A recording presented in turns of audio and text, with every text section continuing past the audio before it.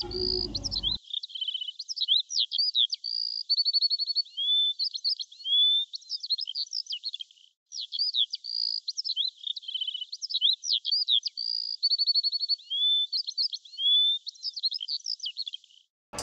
আলাইকুম। আজকে হচ্ছে পাট শাক রান্না করব। পাট শাক রান্না করার জন্য আমি এখানে 1 কাপ মসুর ডাল আগে এটা সুন্দরভাবে ধুয়ে পানিতে ভিজিয়ে রেখেছি 30 মিনিট। হাতে সময় থাকলে 30 মিনিট ভিজিয়ে রাখবেন, নাহলে 10 মিনিট 5 মিনিট হলেও ডালটা যেহেতু ভিজিয়ে রাখি, ভিজানোর পরে এই যে ডালটা একদম ফাটা ফাটা হয়ে গেছে, এতে করে ডালটা খুব তাড়াতাড়ি সেদ্ধ হয়ে যায়। এটা মসুর ডাল রান্নার ক্ষেত্রে যে কোনো ডাল রান্নার ক্ষেত্রে এই টিপসটা ফলো করতে পারেন। বিশেষ করে শাক রান্না বা যখন মসুর ডালটা রান্না করবেন আগে থেকে এরকম একটু ভিজিয়ে রাখলে এটা তাড়াতাড়ি সেদ্ধ হয়ে যায়। পাট শাকটা আমি একদম সহজ ওয়েতে, যেভাবে আমরা ছোটোবেলায় দেখতাম মাদেরকে রান্না করতে, দাদিদেরকে, সেভাবেই রান্না করব। অনেক বেশি কিছু দিয়ে এটা রান্না করব না। তো আমি এখানে দিয়ে দিচ্ছি কাঁচামরিচ 3টা দিয়েছি, 2 থেকে 3 আটি রসুনের দিয়েছি, আর দিয়েছি পেঁয়াজ 2টি। তো এটা হচ্ছে রসুনটা এখানে চামচ হিসেব করলে 1 টেবিল চামচ রসুন, আর হচ্ছে 2 থেকে 3 টেবিল চামচের মতো দিয়েছি পেঁয়াজ, আর কাঁচামরিচ 3টে দিয়েছি, কারণ এই মরিচটা অনেক ঝাল, আমি খেয়ে দেখেছিলাম, তো এই কারণে 3টে দিয়েছি। আর যদি ঝাল কম হয় সেটা 4-5টা দিতে পারেন। এই পর্যায়ে দিয়ে দিচ্ছি হলুদের গুঁড়া 1 চা চামচ। খুব বেশি হলুদ ব্যবহার করবো না, শাক রান্নায় কিন্তু হলুদটা বেশি ব্যবহার করলে হলুদের একটা আস্তে গন্ধ আসে, আর তার টেস্টও ভালো আসে না, এরকম খাওয়ার সময় একটু তিত করে স্বাদের হয়, তো সেই জন্য খুব বেশি হলুদের গুঁড়া দিব না। আর এখানে আমি হচ্ছে এখন লবণও দিব না, লবণটা ডালটা যখন সেদ্ধ হয়ে যাবে তখন দেব। আর যেহেতু এখানে কাঁচামরিচ ব্যবহার করেছি, এখানে গুঁড়ামরিচ ব্যবহার করব না। এখন এই ডালটা কিছুক্ষণ ফুটিয়ে নিব।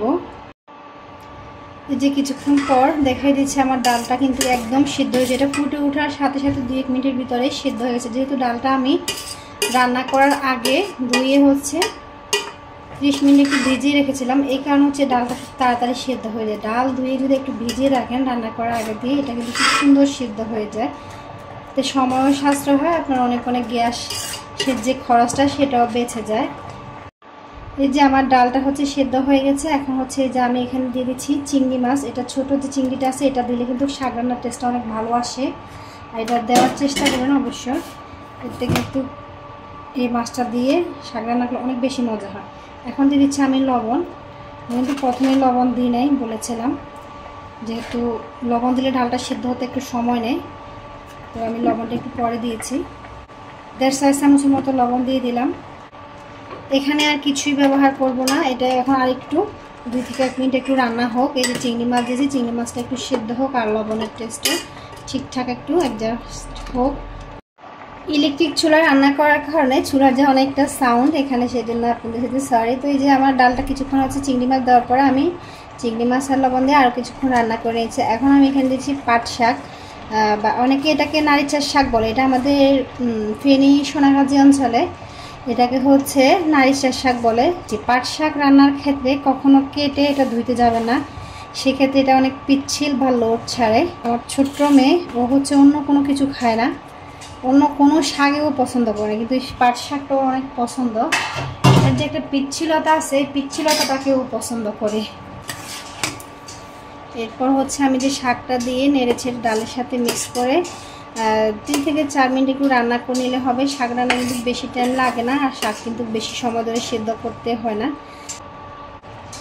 এরপর যে শাক থেকে কিন্তু প্রচুর পানি ছাড়বে, কোনো পানি দেওয়ার দরকার নেই। তারপর যদি মনে হয় বেশি আঠালো আছে বা একদম ড্রাই হয়ে যাচ্ছে, নামানোর পরে কিন্তু যেহেতু ঢাল দিয়েছে আরও একটু ড্রাই হবে, সেক্ষেত্রে সামান্য একটু পানি দিতে পারেন। আমি সামান্য একটু পানি দিয়ে দিচ্ছি, খুব বেশি নেই, দেখুন খুবই সামান্য পানি দিয়ে দিচ্ছি, সামান্য একটু পানি দিয়ে দিলাম।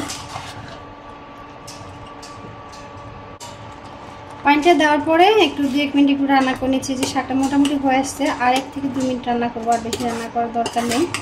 শাকের কালারটা একদম সবুজ সবুজ থাকা অবস্থায় কিন্তু নামিয়ে নিতে হবে। শাকের কালারটা যদি ডিসকালার হয়ে যায় সেক্ষেত্রে শাক খেতে ভালো লাগে না। লবণটা চেক করে নিই, লবণের টেস্টটা একদম ঠিকঠাক আছে, সেজন্য আর এখানে কোনো লবণ দিলে। এরপর যদি লবণটা চেক করে নেবেন, যদি মনে হয় লবণের টেস্ট একটু কম আছে একটু লবণ দিয়ে দিবেন।